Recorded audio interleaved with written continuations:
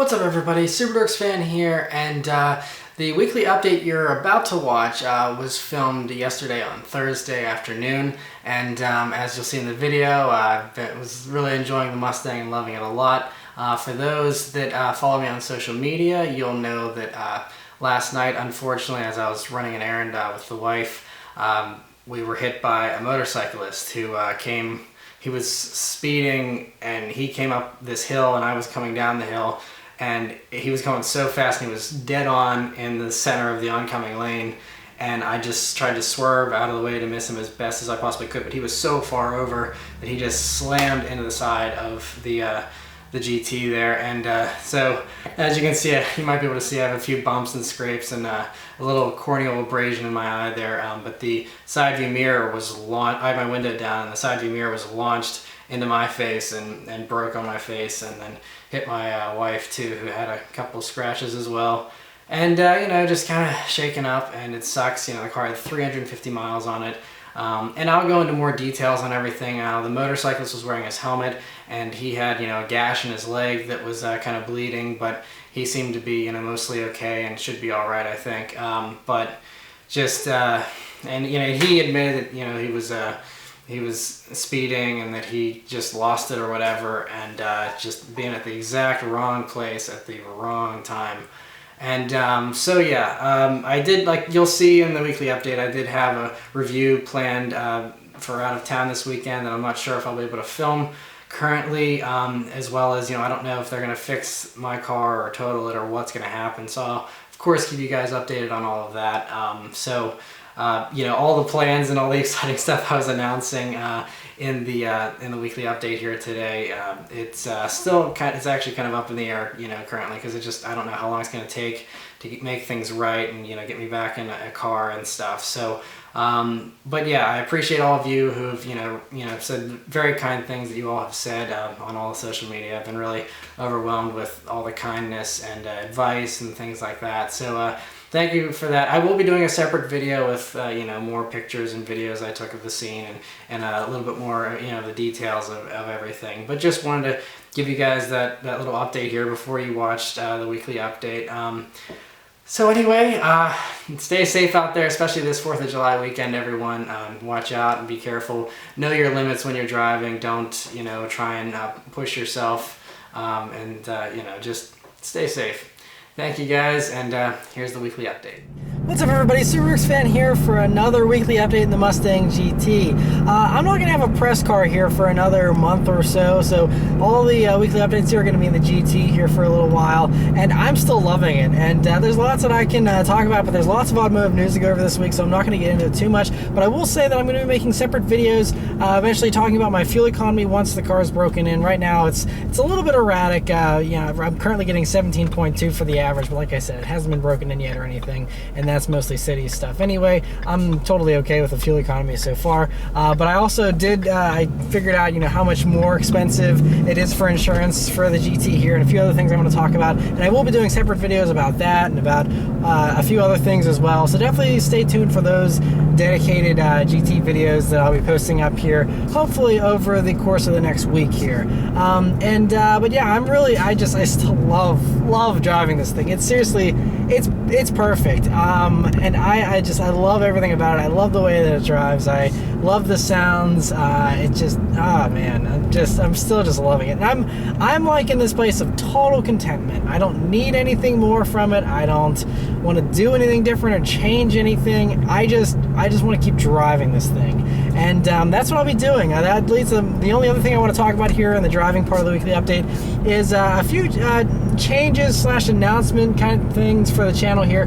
I'll be doing a little trip this weekend to film a car that many of you have been requesting, and you'll be very excited whenever the video hopefully will actually be posted next Wednesday. The following Wednesday, I'll finally be posting my review of the Lincoln MKX, which is the last of the SUVs and ho-hum cars for the for the Wednesday review videos. And so what I'm planning on doing as far as stuff in the future with reviews and whatnot, whenever I do get press cars again, which won't be until the middle of August, whenever I do, some of them are going to be cool, fast cars, and those will be dedicated reviews. But the other stuff that's not so exciting or not very crazy or performance oriented, I'll be doing it's going to be like a separate review video. I'll still probably do a review video, but it won't have the fancy intro. Those intros that, it's 30 seconds long, and that usually takes me several hours to edit, just that little 30 to 40 second intro clip there before I actually start talking and stuff. And I'm just going to do away with those, because I figure people that are looking at non-performance cars, they don't need a Top Gear style intro to the video. So I'm just going to make those a little bit simpler of a video, a little less fancy, but they're going to be in addition. And what I'm going to do, because I know many of you have been requesting this, and this is something too, I'm an enthusiast at heart, and I want to do enthusiast cars, and I want to get back to having that be the focus of the channel. And so I'm going to still keep getting these press cars, and like I said, some are awesome, some are a little more ordinary, but I'm gonna just have this as like a separate additional review that's going to be on sometime in the weekend probably. And then I'm going to continue to do privately owned cars and other cool stuff that pops up at dealerships, or the rare awesome press car that I do get. Those will be the dedicated Wednesday reviews, and that way I'm aiming to every single week have an enthusiast car to review for you guys, or something that's sporty in some way, so that I have an exciting video every week, an exciting review every week that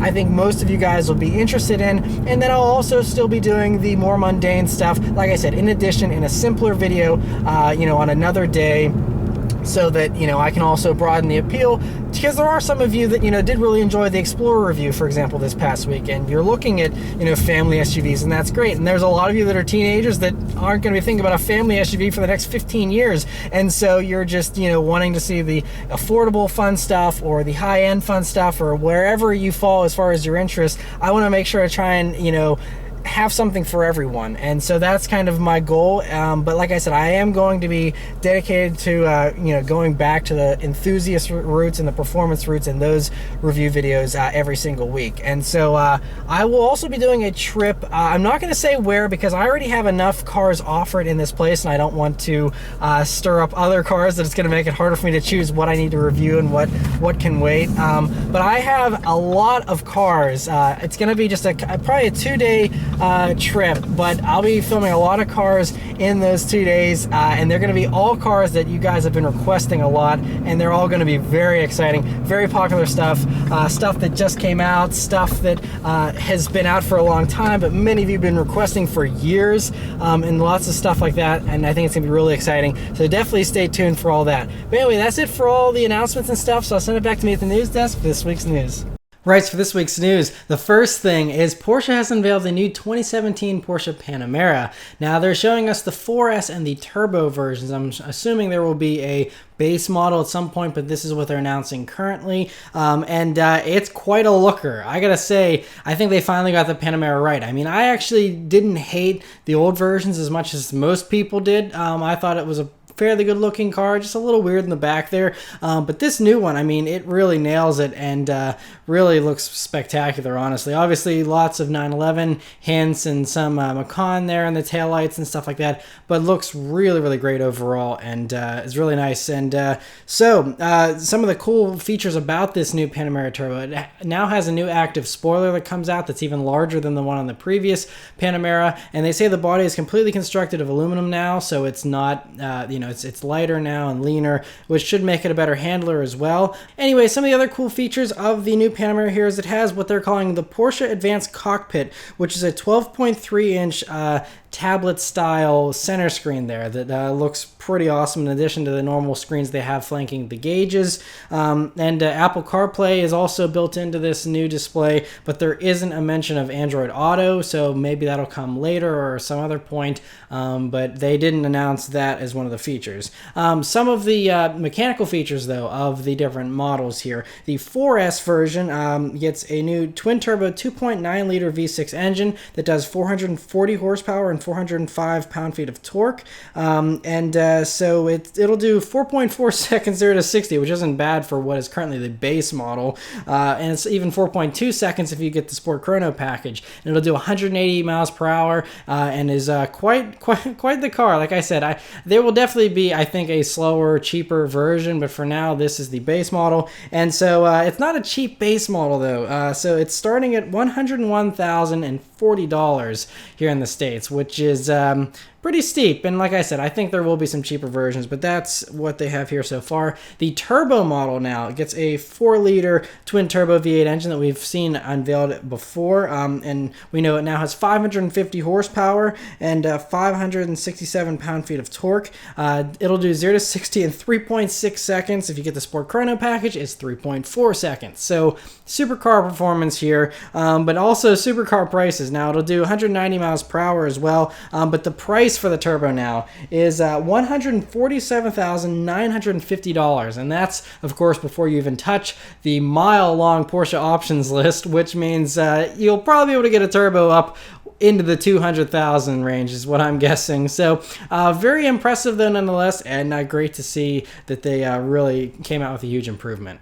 Next is lots of Mercedes AMG GT news. The first is that they just unveiled this past week the 2018 Mercedes AMG GTR without the hyphen, not a Nissan GTR, but the AMG GTR. And so it's very impressive looking, seems to follow in the same line as the SLS AMG Black Edition and those kind of, really high-end Mercedes supercars here, and looks awesome.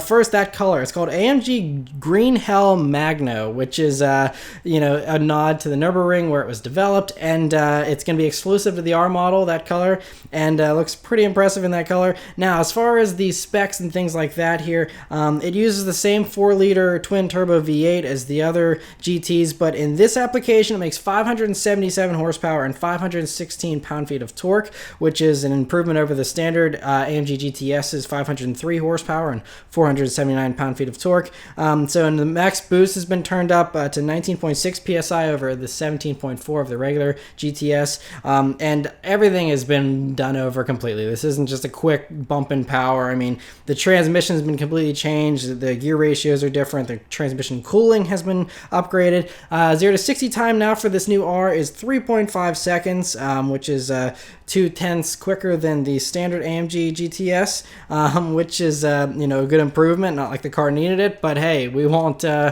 complain about that. Other improvements are it's 2.2 inches wider in the rear there, to just help with the additional grip. It has active aero for downforce and diffusers and all that kind of crazy stuff like you would expect from a car of this type. The suspension got a full reworking, and there's also a rear steering system now, which is a first for AMG here, and so it can adjust the rear toe angle by up to 1.5 degrees to steer with or opposite of the front wheels, and it'll do it up to speeds of 62 miles per hour. Very awesome, and all kinds of active steering, all kinds of other witchcraft going on to make this thing one impressive vehicle. So very awesome to see that they announced that. The other AMG GT news that they unveiled was the announcement of the new base model here, which is just called the AMG GT, no S, and it starts at $112,125. Still looks just as beautiful as the S version, really, and it does have some cost-cutting measures that are a bit extreme. So that price is about 20 grand less than the GTS, but you're losing a lot of stuff, and 20 grand whenever you're spending this much money anyway isn't a whole lot more, which makes me doubt how popular this car is going to be, because for the 112 grand you don't even get real leather seats. You get the MB text vinyl kind of stuff, which is actually very nice feeling. My wife has it in her Mercedes, but when you're spending 112,000 bucks, come on, throw in some leather seats, really. Other things, it has a cheaper sound system and a lot of other cost-cutting measures there. It's also been detuned, so the engine isn't as fast, of course, so it's now 456 horsepower and 443 pound-feet of torque, which is down from 503 and 479 pound-feet of torque, and it has a few other slight differences, like it gets silver brake calipers instead of the red ones on the other GTS, and other things to note is there's no race mode in this version either. It doesn't have the adaptive suspension, and it is lighter though, thanks to this, all this decontenting of options and stuff. It's about 70 pounds lighter, they say. It also doesn't come standard with an active exhaust. But all that stuff you can add on. And here's where I'm really confused, because you can add all these things on as optional extras, and they probably won't be cheap, especially stuff like the Burmeister sound system, all that kind of stuff. So in the end, if you're adding back some of the options anyway, you might as well just get the S. And of course, some of this stuff is optional on the S as well. It's not all standard equipment on the S, but still just a little head scratching. I would have thought they would have come in maybe right above $100,000, but 112. I don't know if it's enough of a difference there. You know, I think most people would just pay an extra 20 grand. When you're spending 112,000, what's another 20 grand? It's not that big of a deal in the grand scheme of things, I don't think. But I guess this might be great for people that just, you know, want a cool car to roll around and they don't care about the power or any of the features. It's more of a, you know, status symbol or something just pretty to look at and drive.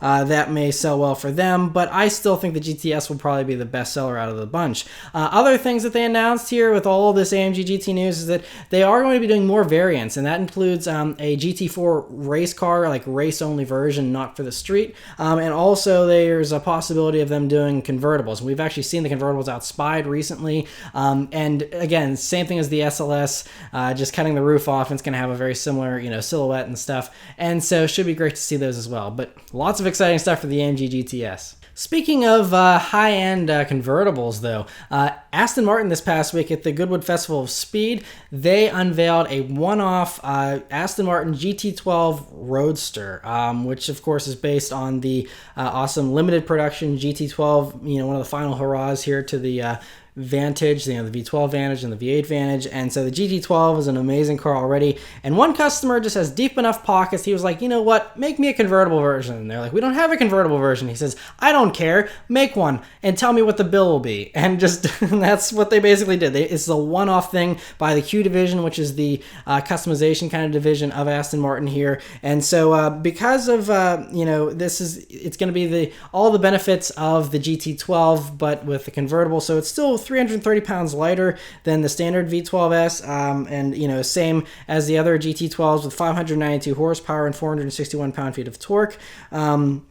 But yeah, this car was just ordered by a customer and delivered 9 months later. And so who knows how much, but we know that the standard GT12, that's a very rare limited production beast of its own, is already $343,000. So twisting Aston Martin's arm to make a convertible when they weren't going to make a convertible means it's probably much more expensive than that price even. So very awesome to see that, though, and kudos to that guy, whoever he or she was, to have the money to be able to do that. That's awesome. Speaking of crazy limited one-off things, not quite one-off, but Ford has announced this past week they're going to be doing a 2017 Ford GT 66 Heritage Edition, which is a Le Mans throwback and kind of celebrating their Le Mans win as well. But this is throwing back to the 1966 car that won Le Mans, the Ford GT 40. And so they're all going to be wearing shadow black paint. You can either get matte or gloss finish. And they're all going to have these special stripes and the graphics and the gold satin finish for the wheels, and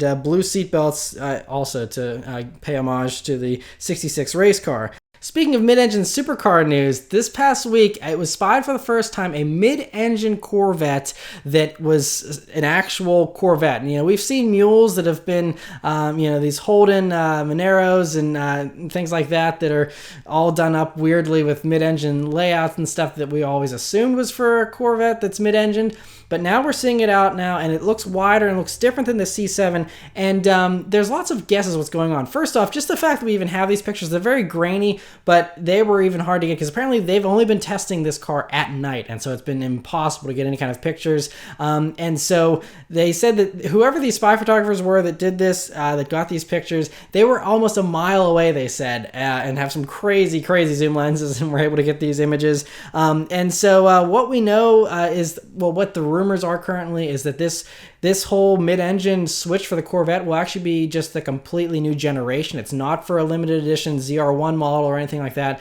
This is going to be for the new C8 generation, which they're guessing is going to be out for the 2019 model year. Could debut in Detroit, not this coming January, but the following January of 2018. And so, but it looks pretty far along in its development and stuff. That, you know, just you can see the flying buttresses there in the rear and the open hatch and all that kind of stuff. It looks a little bit wider than a standard Corvette. And so yeah, we don't know anything else about it, but looks like the rumors are pointing that it's just going to be a very impressive car here for the C8 generation. So crazy to see that. Other Chevy news is at the Goodwood Festival of Speed. They actually showed off that the new Camaro ZL1 is going to have a line lock feature, much like the new Mustangs do. And so what the line lock feature, it's the same as it is in the Mustang, basically, where it will allow you to do a burnout for 15 seconds if you're in track mode, and you hit the brake and then just hit the gas in either the automatic or manual, as it works either way, and allows you to do a nice smoky burnout for 15 seconds. They also said that, it can be used for prepping, for drag runs. That's primarily what it's supposed to be used for. But also that you can do rolling burnouts. So if you press the two center buttons on the steering wheel while you're in the line lock mode, it'll allow you to creep up and do a rolling burnout as well, which is pretty crazy. And of course, there's all kinds of safety features. If you open the door or if you do anything weird, it automatically cuts it off and stuff like that. But great to see that they're giving you the ability to do that. Very cool. Another car that was spotted this past week, well, truck I should say, is the 2018 Ford F-150, which is wearing lots of camouflage on the front and on the back, which is where we're assuming all the changes will be made to this refresh. Probably won't be anything else new, as far as the sides and whatnot. Probably will get an updated interior a little bit with, enhanced features, all that kind of stuff, and a slight revision on the styling just to kind of freshen it up a little bit. That shouldn't be anything too crazy, but cool to see that it's out running around, and fingers crossed we'll start seeing a refreshed 2018 Mustang running around soon too. And for those that live in the Mid-Atlantic region, such as myself here in Pittsburgh, Pennsylvania, you probably know there are Sheetz everywhere. The Sheetz gas stations, they're similar to Wawa's for those that live closer to the East Coast and other places.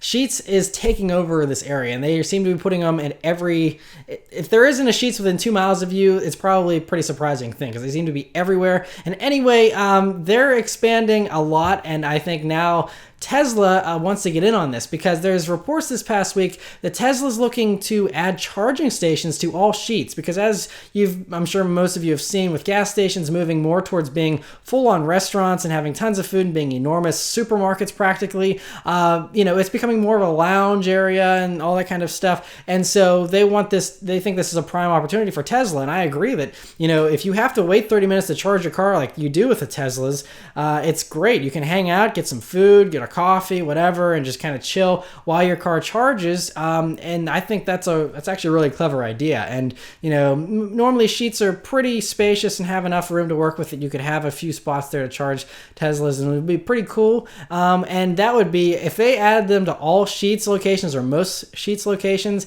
talk about you would explode the supercharger network, in the Mid-Atlantic region. And I'm sure they could do the same thing at Wawa's and other places like that in the country. But that is really the next big step here for electric cars, because you can't just have these random little supercharger stations along the highway. If you want to have it so that you can, stop anywhere and make it, very similar to a gasoline car, then you got to have these charging stations at every gas station. And I think this is one big step towards that. And so we'll see if Tesla can pull it off, but it certainly seems like they will be able to. And the last story this week is about Cadillac. Now, for 2017, they're switching up the ATS and CTS lineup a bit to help freshen them up and hopefully improve the sales a little bit, because neither of them have been selling very well, which is such a shame considering they're phenomenal handling vehicles just on their own. And then the V versions, of course, are a whole nother level. But so the big news here for the ATS is they're dropping the base naturally aspirated 2.5 liter 4-cylinder engine, and now the turbo engine is going to be the new base engine, and that's the 2 liter turbo with 272 horsepower. That's the new base engine.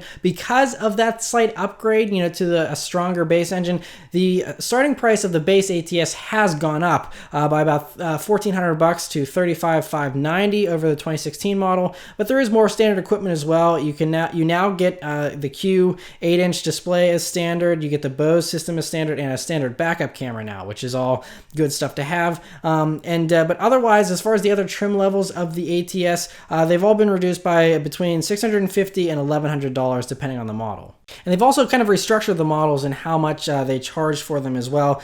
So you now have the base trim, there's the luxury trim, premium luxury, and premium performance trims, which which is good. And they also have done the same thing to the 2017 CTS. You now have the base, luxury, premium luxury, and then there's the V Sport and V Sport Premium trims, which I reviewed a V Sport last year, phenomenal car. And so they also all receive you can get a new carbon black sport package. There's 2 new exterior colors and new wheels, and there's also other small little improvements here and there as well to the Q system, and there's new technology stuff like the My Cadillac mobile app, Teen Driver, and Cadillac Collection. And they also actually restyled the 2017 CTS slightly with a slightly tweaked front end, and the back end now has vertical exhaust tips there instead of the horizontal ones before, and just very, very minor changes. But those changes, at least the front fascia changes, won't even be applying to the V Sport or V models. It's just for the lesser CTS models. But great to see those improvements. Hopefully it helps them, and hopefully people just really want to go out and buy these because they're phenomenal and a really good bargain, I think, still. So anyway, that's it for all the news this week, guys. So I'll send it back to me in the car. All right, so I'll leave you guys with a nice little acceleration here, like I always do.